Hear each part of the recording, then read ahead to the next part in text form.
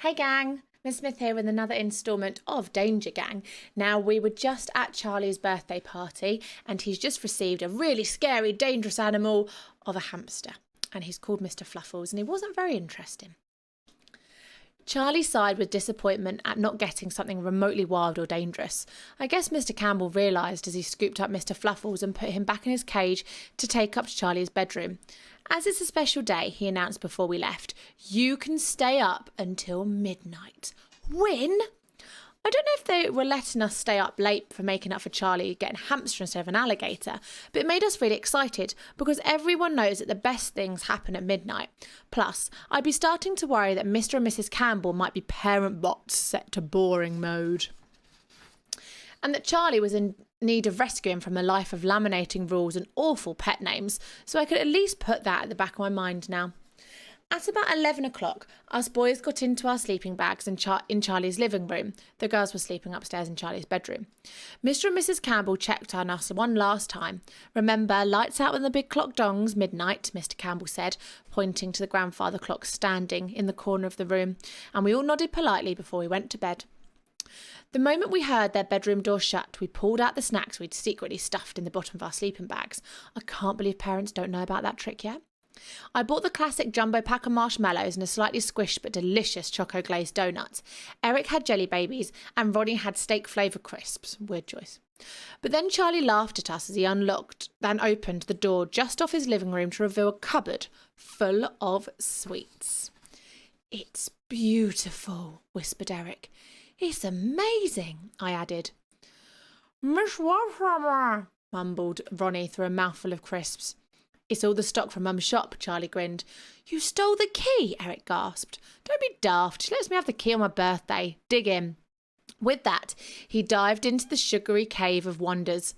We were all whispering until Charlie told us that his dad snores so loudly that his mum has to sleep with earplugs in so he can make much noise as we want. Bonus.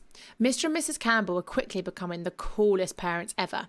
We chatted and laughed as we shared our handfuls of jelly beans and Smarties and crisps and dong! Midnight. It had sneaked up on us like a wizard wearing an invisibility cloak, and from the corner of the room the old grandfather clock was chiming and ordering us to go to bed. But with no chance of waking up Mr. and Mrs. Campbell, we just ignored the chimes of the clock. Until... Shh! Ronnie hushed us. Did you hear that? We all listened. As the clock dinged its last ding, the bells turned into screams. It's the girls upstairs, Eric gasped. He was wrong. He was right. They were screaming. Me, Charlie, Ronnie and Eric legged it up the stairs as fast as we could to be the heroes that saved the sleepover. Frankie Brown saves sleepover. But the moment we crashed through Charlie's bedroom door, we skidded to a stop at the sight in front of us. I knew something freaky was happening because the whole room was glowing green. The very same eerie glow as the lightning in the storm, the water in the pool and the light bulb during the maths test. But this time it was coming from the hamster cage. Something weird is happening to Mr. Fluffles I've not read about in any of my hamster books, screamed Katie, looking at the hamster, who was glowing luminous green. I took a step close to the cage and stared at something I would never be able to unsee. Gangster, aka Mr. Fluffles, wasn't just glowing, he was growing. His fluffy body was stretched and expanding into the light in the midnight room. His spiky fluff was poking through the bars of the cage, making the metal bend and creak. He's going to break out, I cried, but it was too late. The first bar went ping and twang across the room as Mr. Fluffles burst out of his cage. He stood fully upright on his back legs and stretched to the sky, glowing a vibrant pukey green like some sort of furry hamster Hulk monster. Now that's a cool pet, Charlie cheered. But at the sound of Charlie's voice, the humongous human-sized hamster turned its glow-green eyes on us.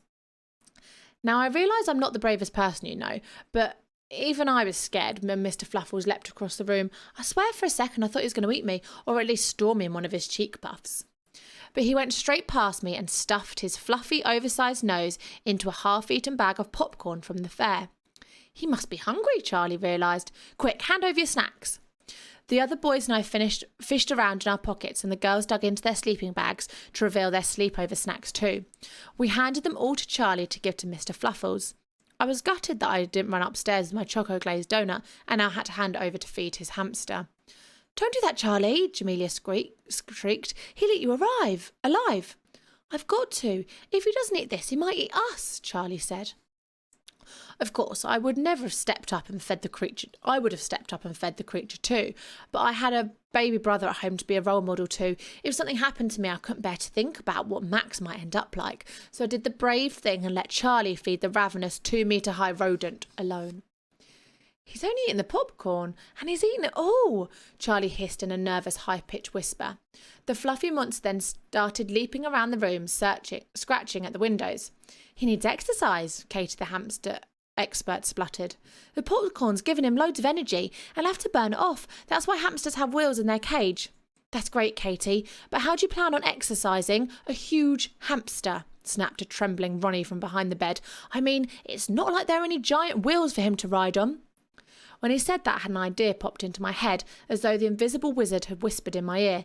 That's it, I cried. What is? Charlie asked. A giant wheel, I said, pointing out of the bedroom window. The Ferris wheel. A giant wheel, I whooped. Plus, that place has loads of popcorn that he can eat. It'll be empty now too, so no one will see Mr. Fluffles.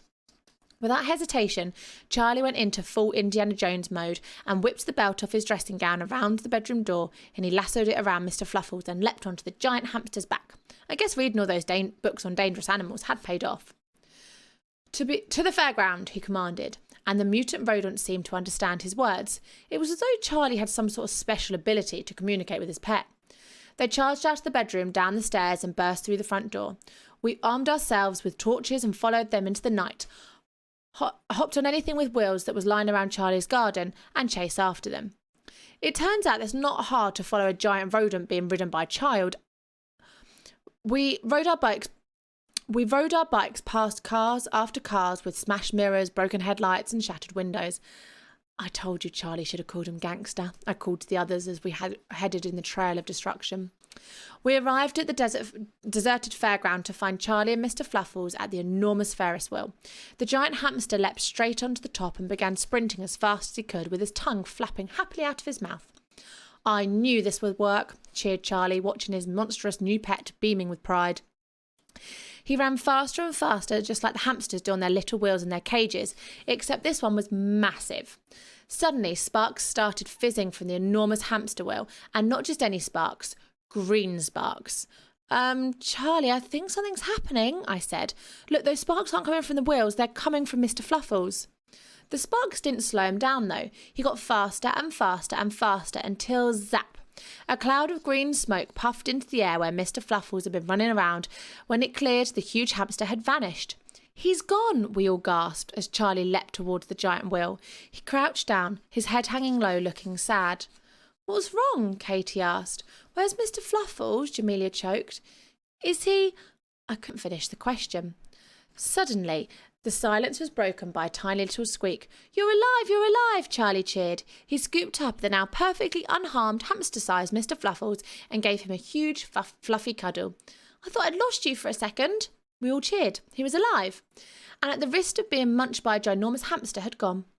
Then we headed back to Charlie's house as the sun was starting to rise, and by the time we got there, it was morning. As the front door closed behind us, Mr. and Mrs. Campbell were coming down the stairs. Blimey, you're awake early. Have you been outside? Mr. Campbell asked. We looked nervously from each other. I mean, we could hardly say, yes, we went back to the fairground to let a mutant hamster you bought your son have a run on the Ferris wheel so he wouldn't eat us. Charlie said, yeah, Katie said hamsters like exercise, so we let Mr. Fluffles have a run around in the grass in the front garden.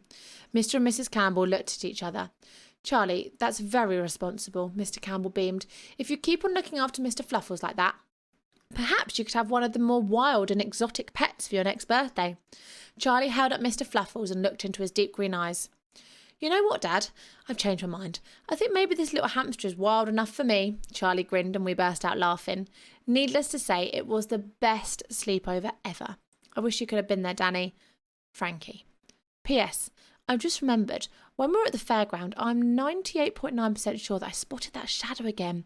And one more in the one that I saw move in the front garden.